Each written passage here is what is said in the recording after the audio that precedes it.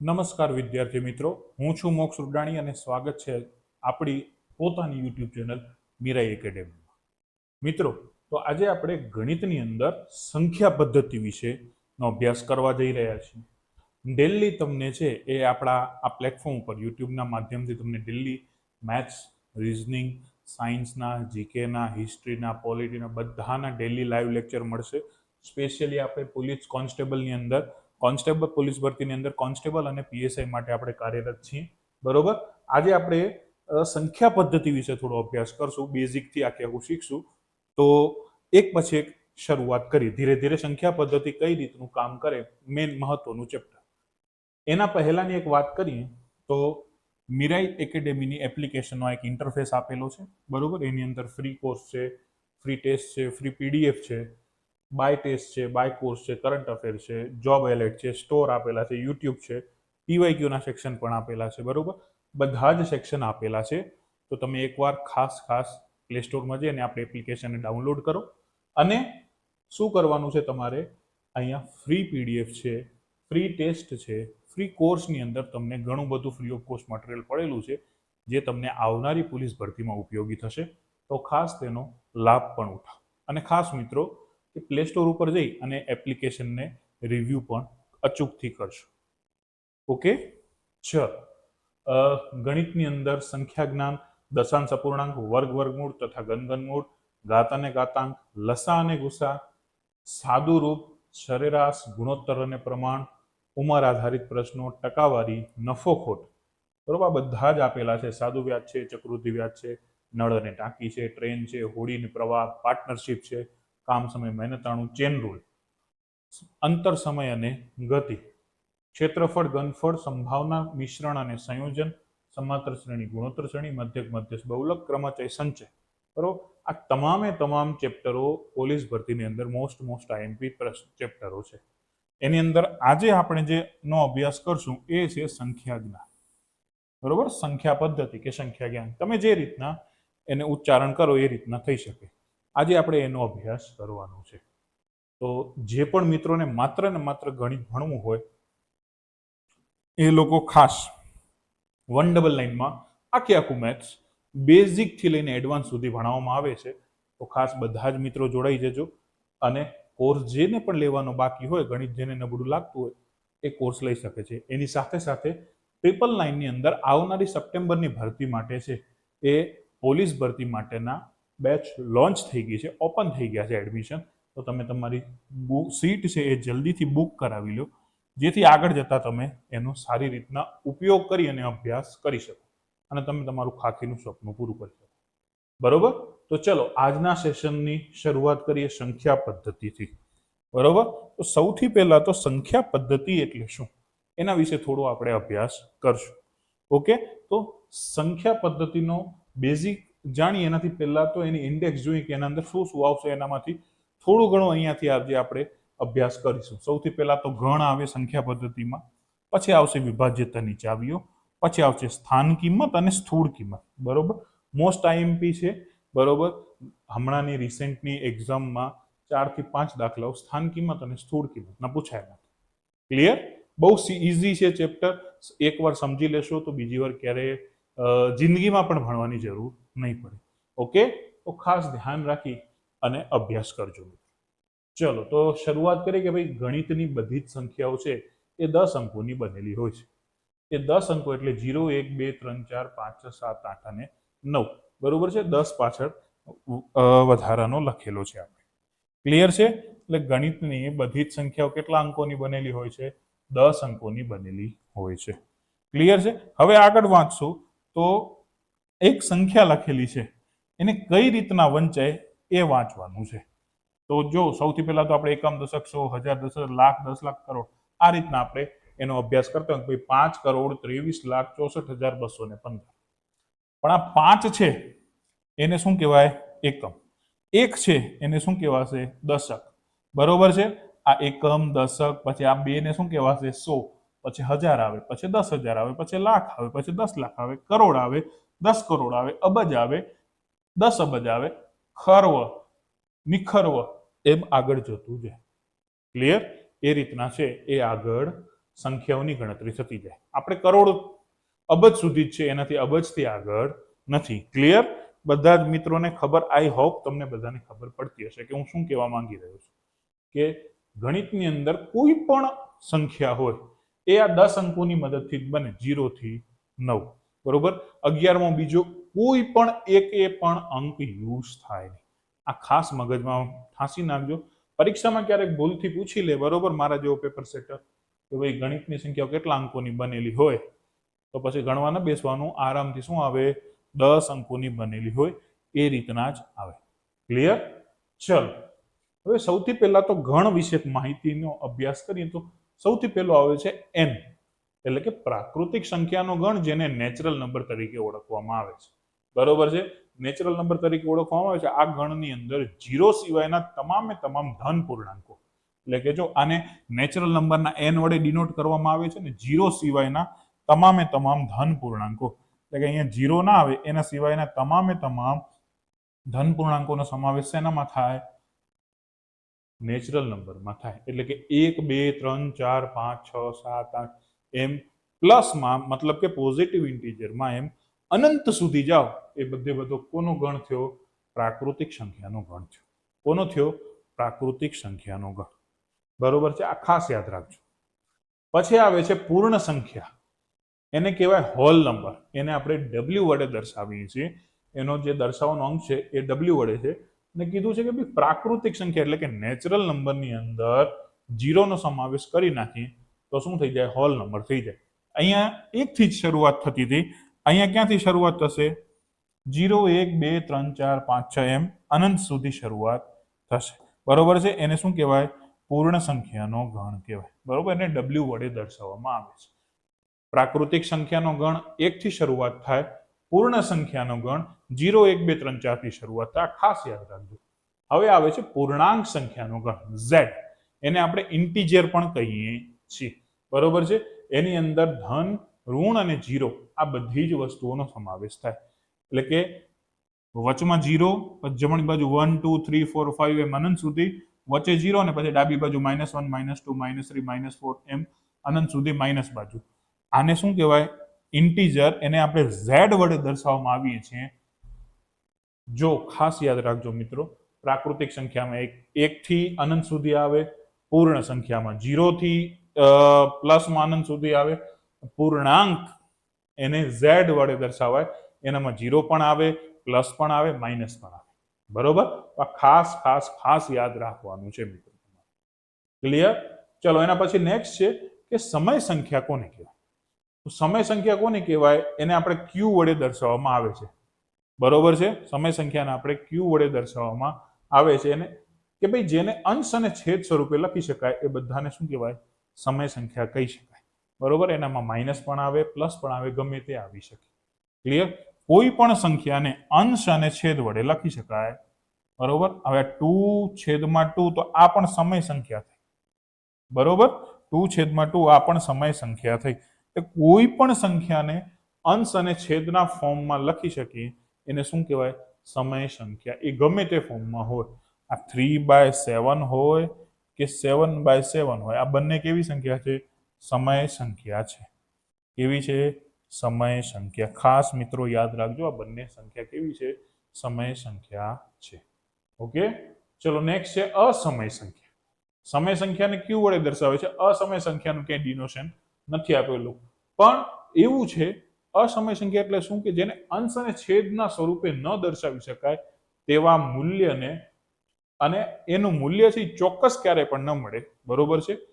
એવા ગણને શું કહેવામાં આવે? અસમય સંખ્યાનો ગણ. જો સિમ્પલ, જો આ યાદ ન રહેતો તો એક જ વસ્તુ યાદ રાખવાની.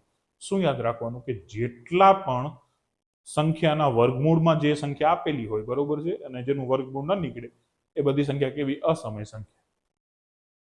બીજું છે પાઈ છે, ઈ છે, આ √2 નું મૂલ્ય આપેલું છે. બરોબર? કે જેનો જવાબ છે અનંત સુધી જાય. શું જાય? અનંત સુધી જાય. બરોબર છે? તો સમજી લો કે અહીંયા રૂટની અંદર, બરોબર, મેં આ 7 લખ્યું તો આ કઈ થઈ ગઈ? અસમય સંખ્યા થઈ ગઈ. આનું મૂલ્ય છે એ નહીં મળે મને. બરોબર? કે આ √11 થઈ ગઈ તો આનું મને મૂલ્ય ન મળે. √11 નું મૂલ્ય ન મળે. સોરી 1100 √17 નું મૂલ્ય મને મળશે નહીં, કે √19 નું મૂલ્ય મને મળશે નહીં. તો ટૂંકમાં જે સંખ્યાને અંશ અને છેદ વડે લખી ન શકાય અને જે પણ સંખ્યાનું વર્ગમૂળ ન નીકળે એ બધી સંખ્યા કેવી હોય? અસમય સંખ્યા હોય. બરોબર. પાઈ અને ઈ પણ એનો જ એક અસમય સંખ્યાના ગણનો જ એક ભાગ છે. તો આ મિત્રો આ વાત છે એ ખાસમાં ખાસ તમે નોંધ રાખજો, યાદ રાખજો. હવે છે વાસ્તવિક સંખ્યાનો ગણ. વાસ્તવિક સંખ્યાના ગણમાં સમય અસમય બધી છે. ટૂંકમાં વાસ્તવિક સંખ્યાના ગણમાં શું આવે? બધું જ આવે. શું આવે? બધું જ આવે. એટલે કે જો અહીંયા 0 1 2 3 અપ ટુ n નંબર સુધી જાય, એટલે ઇન્ફાઇનાઇટ સુધી જાય. અહીંયા -1 -2 -3 up to minus infinite number સુધી જાય. બરોબર છે. હજી આની અંદર જો 0 આવી ગયું, પેલા 3 ગણ આવી ગયા. હવે p/q ના ફોર્મમાં 5/7 7/8 આ બધી સંખ્યા આવે. અસમય સંખ્યા પાઈ આવે, ઈ આવે, વર્ગમૂળમાં 2 આવે, વર્ગમૂળમાં 5 આવે. આ બધી જ સંખ્યાઓ છે એ વાસ્તવિક સંખ્યા, એને આપણે રિયલ નંબર તરીકે ઓળખવામાં, એટલા માટે એને શું કહી? આર વડે છે એ આપણે નોટેશન આપી. એ બધે જ બધી સંખ્યા આની અંદર આવી શકે. બરોબર છે. ટૂંકમાં આનાથી આગળ જે 5 ગણ જોયા, 5 ગણનો સમાવેશ ક્યાં થાય? આરમાં થાય. એટલા માટે તો મિત્રો આપણે લખીએ છીએ, શું લખીએ છીએ? ખાસ નોટ કરવું તો નોટ કરી લેજો કે n subset of w subset of z subset of q subset of r. એટલે કે n છે એ w માં આવેલો છે, w છે એ z માં આવેલો છે, z છે q માં આવેલો છે અને q છે એ r માં આવેલો છે. બરોબર. એટલે કે r ની અંદર આ બધા ગણનો સમાવેશ થાય છે. ક્લિયર? નોટેશન યાદ રાખવાનું હોય તો એકવાર યાદ રાખી લેજો. બરોબર. બહુ મોસ્ટ આઈએમપી નોટેશન છે. દર વખતે આના ઉપરથી ક્યાંક ને ક્યાંક પ્રશ્ન છે એ પરીક્ષામાં પૂછાઈ જતો હોય છે. ક્લિયર? ઓકે. તો આ હંમેશા આ નોટેશન ખાસ મોસ્ટ આઈએમપી છે. જે પણ મિત્રોને યાદ રાખવાનું હોય એકવાર યાદ રાખી લેજો. ક્લિયર? ચલો, હવે કોષ્ટક આપેલું છે કે સંખ્યાઓનું વર્ગીકરણ કઈ રીતના થાય. સિમ્પલ આગળ ભણી ગયા છે એ જ છે. આને ખાલી તમારી સમજ માટે છે કે સંકર સંખ્યાઓ હોય. બરોબર. સંકર સંખ્યા એટલે કે સિમ્પલ હોય, a + ib આ ભાગ આપેલો હોય. એ છે એ વાસ્તવિક ભાગ હોય. તમને ખાલી આ સમજવાનું ખાલી એટલા માટે જ છે, બીજું કાંઈ યાદ રાખવાનું નથી. આ છે કાલ્પનિક ભાગ. બરોબર. વાસ્તવિક ભાગમાં બધી સંખ્યા આવે 1 2 3 4 5 અને કાલ્પનિક ભાગ એટલે કે જેની સાથે આઈ લાગેલો એને શું કહેવાય? કાલ્પનિક ભાગ કહેવામાં આવે છે. ઓકે. હવે આગળ જોશો તો સંકર સંખ્યામાંથી બે, એક વાસ્તવિક સંખ્યા અને કાલ્પનિક સંખ્યા. કાલ્પનિક સંખ્યા આઈ વાળી હોય. બરોબર છે. એટલે ત્યાં એ પૂરું થઈ ગયું. વાસ્તવિક સંખ્યા એના અંદર શું આવે? સમય અને અસમય. વાસ્તવિક સંખ્યા એટલે આને શું કહેવાય? આર કહેવાય. સમય અને અસમય સંખ્યા. બરોબર છે. અસમય સંખ્યામાં અચળાંક આવે. અસમય સંખ્યા અચળાંક એટલે કે જે આ પાઈ છે, આપણો ઈ છે, અથવા તો ગાણિતિકમાં આ વર્ગમૂળમાં 7 છે, વર્ગમૂળમાં 3. બરોબર. આ બધી કેવી છે કહેવાય? ગાણિતિક કહેવાય. તો આ અહીંયા પૂરું થઈ જાય. સમય સંખ્યાની અંદર શું આવે? એક પૂર્ણાંક હોય, એક અપૂર્ણાંક હોય. પૂર્ણાંકની અંદર ધન, ઋણ અને શૂન્ય. બરોબર. અને અપૂર્ણાંકની અંદર શું શેનો સમાવેશ થાય? શુદ્ધનો, અશુદ્ધનો અને મિશ્ર સંખ્યાનો સમાવેશ થાય. આ ત્રણેય વસ્તુનો. શુદ્ધ કોને કહેવાય, અશુદ્ધ કોને કહેવાય અને મિશ્ર કોને કહેવાય એ આપણે આગળ શીખીશું. સાથે સાથે ઋણ, પૂર્ણાંક. બરોબર છે. પૂર્ણ એટલે કે ધન સંખ્યા. હવે એક પૂર્ણ સંખ્યાની અંદર શું આવે? એક શૂન્ય આવે ને એક પ્રાકૃતિક આવે. બરોબર છે. પૂર્ણ સંખ્યા એટલે કે શું, ક્યાંથી શરૂઆત થાય? 0 1 2 3 4 થી અનંત સુધી શરૂઆત થાય. હવે એનામાં શૂન્ય કાઢી નાખો તો પ્રાકૃતિક વધે 1 થી. પ્રાકૃતિકની અંદર શું આવે? વિશિષ્ટ સંખ્યા એટલે 1 હોય. વિભાજ્ય એટલે કે જેને ભાગી શકાય 2 4 6 8 બધી. અને અવિભાજ્ય એટલે કે 1 3 5 7 બધી અવિભાજ્ય સંખ્યાઓનો સમાવેશ થાય. તમારા સમજવા માટે હતું. એકવાર તમને આ ખાલી થોડું તમને ખ્યાલ પડે તો તમને આગળ અભ્યાસ કરો જ્યારે ત્યારે તમને સારી રીતના તમે અભ્યાસ કરી શકો. ઓકે. ચલો, હવે આવે છે મિત્રો વિભાજ્યતાની ચાવી. લગભગ 5મા કે 7મા ધોરણથી જો અભ્યાસ લગભગ બધાએ કરેલો જ હશે, પણ છતાં પણ આપણે છે એ તમને સારી રીતે એનો અભ્યાસ કરાવી દઈ. તો બધા તૈયાર હો તો ફટાફટ એકવાર સેશનને છે એ તમે લાઈક અને શેર કરજો. બરોબર? તો સૌથી પહેલી વિભાજ્યતાની ચાવી શું કહે છે? પહેલી વિભાજ્યતાની ચાવી કે 2 ની વિભાજ્યતાની ચાવી છે એકમનાંકમાં 2 4 6 8 કે 0 હોય તો એને શોના વડે ભાગી શકાય? 2 વડે ભાગી શકાય. સપોઝ સમજી લો કે આ 24 છે તો 2 4 6 8 કે 0 4 છે તો આને 2 વડે ભાગી શકીશ. 12 દુ 24 થઈ જાય. હવે સપોઝ એમ નથી સમજવું, કોઈક મોટી સંખ્યા આપી દીધી છે આમ,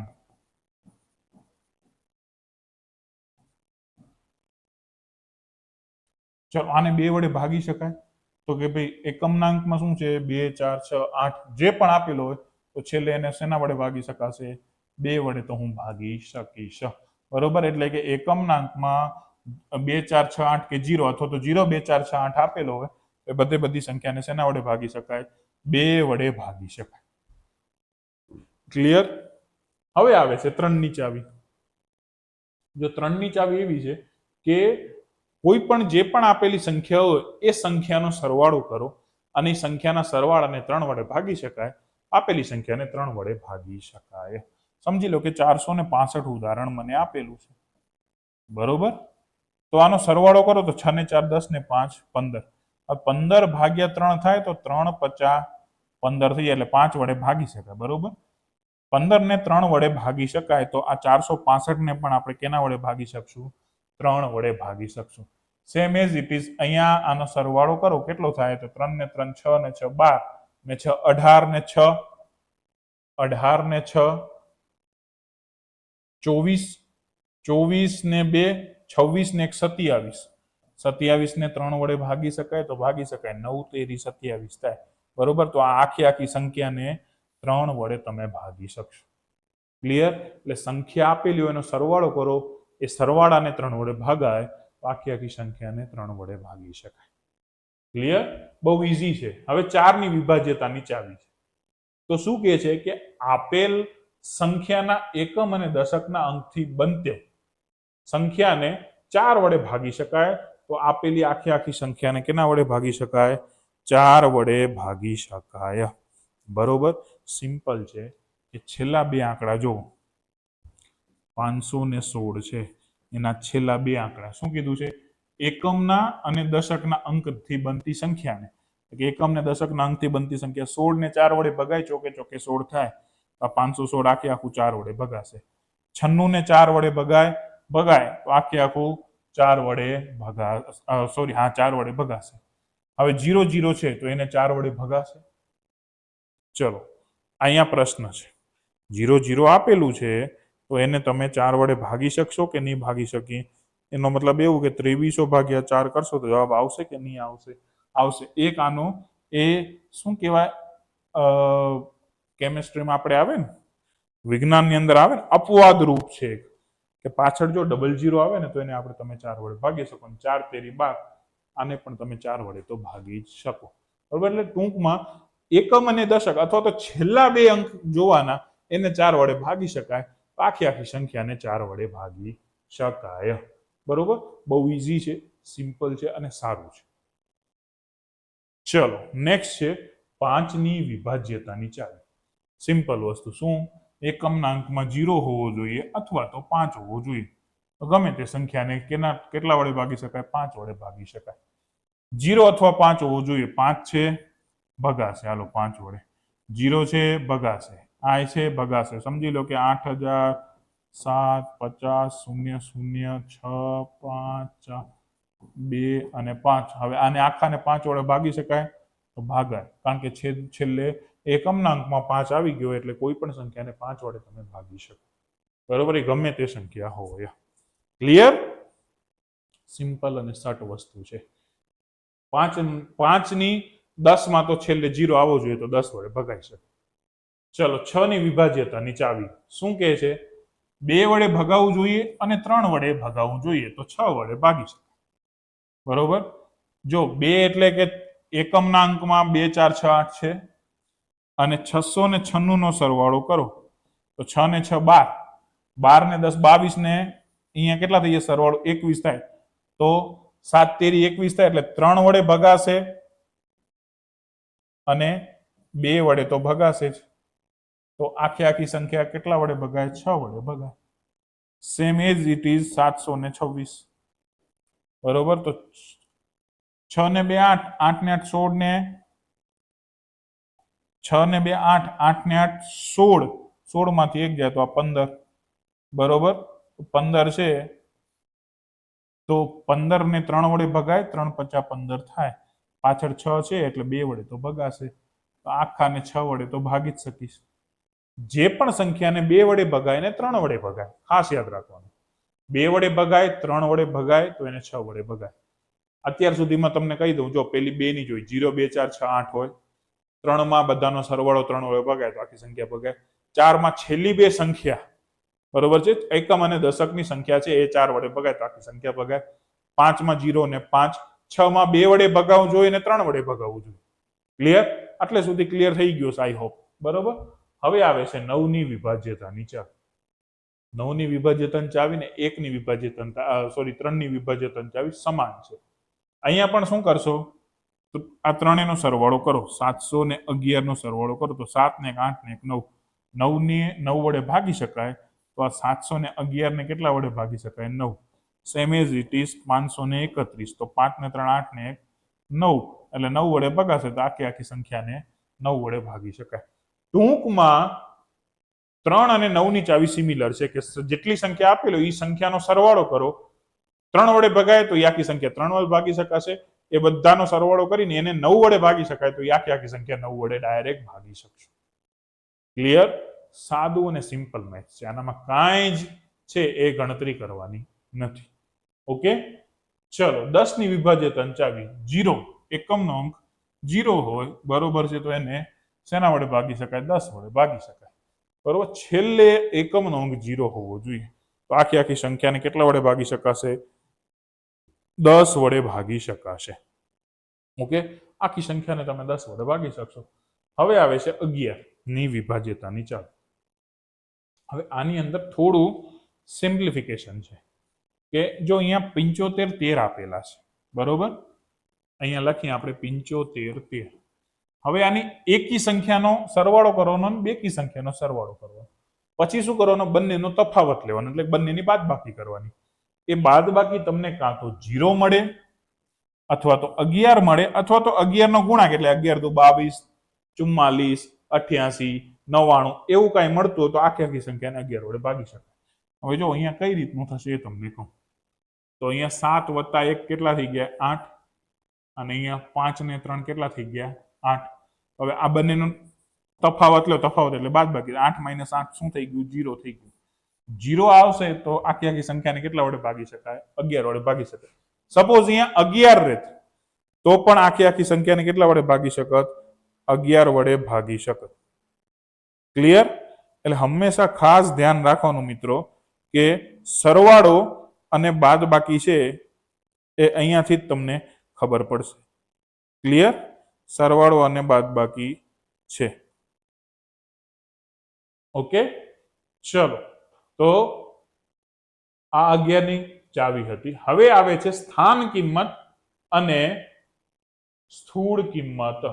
પેલા સ્થાન કિંમત, કે સ્થાનના આધારે છે એ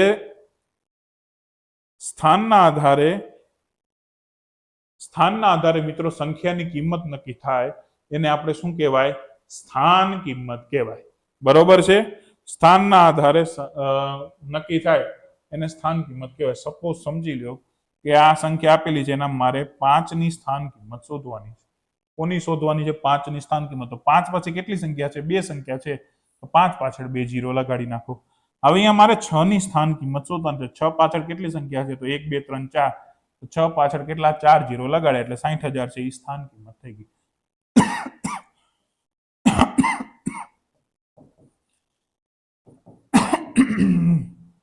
ચલો, અહીંયા મારે 7 ની સ્થાન કિંમત શોધવાની છે. 7 પાછળ કેટલી સંખ્યા છે? 1 2 3 4 ને 5 તો 5 0 લાગી જાય અને 5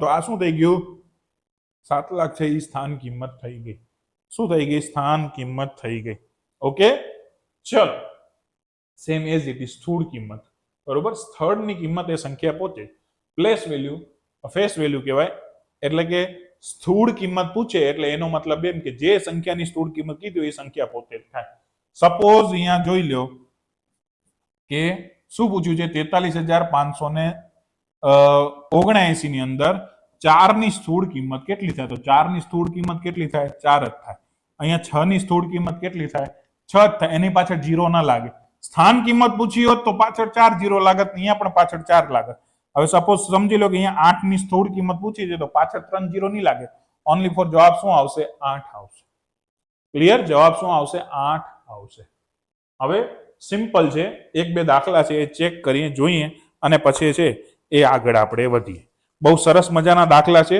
દાખલાઓની રકમ વાંચશું તમને જોવા મળશે કે 72.70 માં 7 ની સ્થાન કિંમતનો સરવાળો બરોબર છે 72.70 માં 7 ની સ્થાન કિંમતનો સરવાળો ચલો તો 7 ની સ્થાન કિંમત એટલે બે 7 ની સ્થાન કિંમત છે એક આય થાય ને એક આય થાય પહેલી 7 ની સ્થાન કિંમત કેટલી થઈ જશે 70.00 અને બીજી 7 ની સ્થાન કિંમત શું થશે 0.00 અને અહીંયા પાછળ 70 લાગી જશે ક્લિયર હવે આનો મને સરવાળો પૂછ્યો છે એઝ ઇટ ઇઝ તો અહીંયા શું આવી જશે 70 આવી જશે અહીંયા પણ સરવાળો 70 આવી જશે તો જવાબ શું આવ્યું 70.70 બરોબર જવાબ શું આવશે 70.70 ઓપ્શન નંબર કયો સાચો થાય આપણો બી સાચો થાય બરોબર ઓપ્શન નંબર છે એ બી સાચો થાય હવે આનામાં શું હતું કંઈ જ નતું ગણતરી ક્લિયર એટલે આ રીતના પરીક્ષામાં તમને આવા ટાઈપના દાખલાઓ પૂછે ઓકે અને બહુ આઈએમપી અને સારા એવા દાખલાઓ છે તો ખાસ બધા જ મિત્રોએ છે એ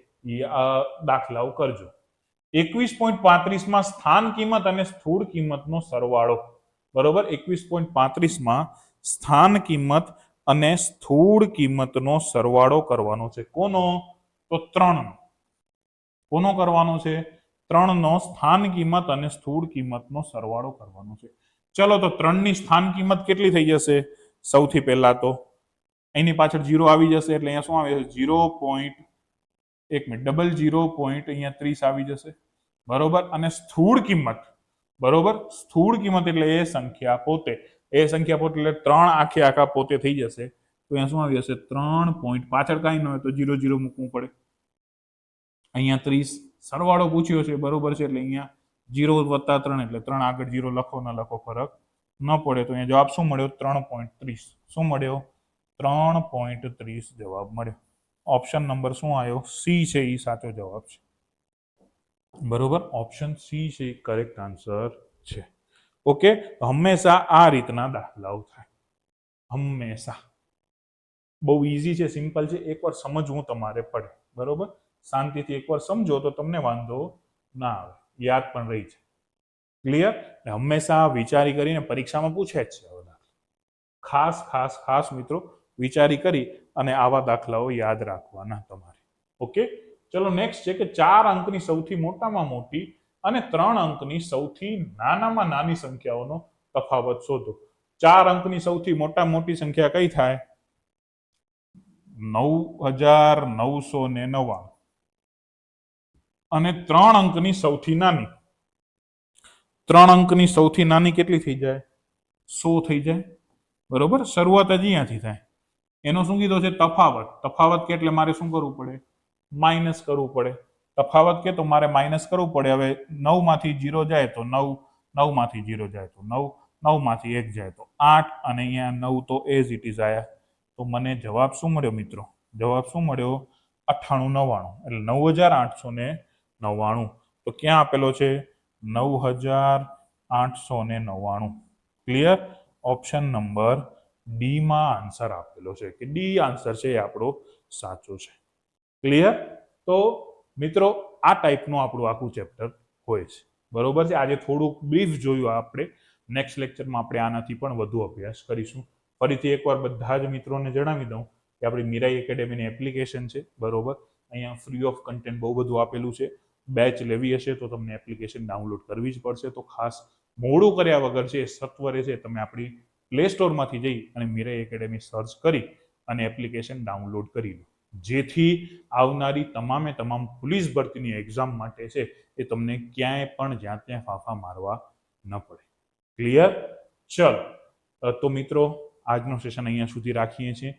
પોલીસ ભરતીના વિડીયોઝ જોવા માટે બરોબર છે આપણી ચેનલને છે એ લાઈક કરો, શેર કરો અને સબસ્ક્રાઇબ કરો. વધુમાં વધુ લોકો સુધી પહોંચાડો, જેથી બધા જ મિત્રો છે અને ખાસ કરીને ગુજરાતના બધા જ જે પોલીસ ભરતીના એસ્પિરન્ટ છે, બરોબર, પોલીસ ભરતીની પરીક્ષાની જે તૈયારી કરી રહ્યા છે બધા મિત્રો પાસે એક સારું વ્યવસ્થિત અને પ્રોપર કન્ટેન્ટ પહોંચે, બરોબર છે, એના માટે છે ખાસમાં ખાસ બધા મિત્રો સુધી શેર કરાવો. ઓકે, તો ચલો મિત્રો મળીએ છીએ નેક્સ્ટ લેક્ચરમાં. જય હિન્દ, જય ભારત.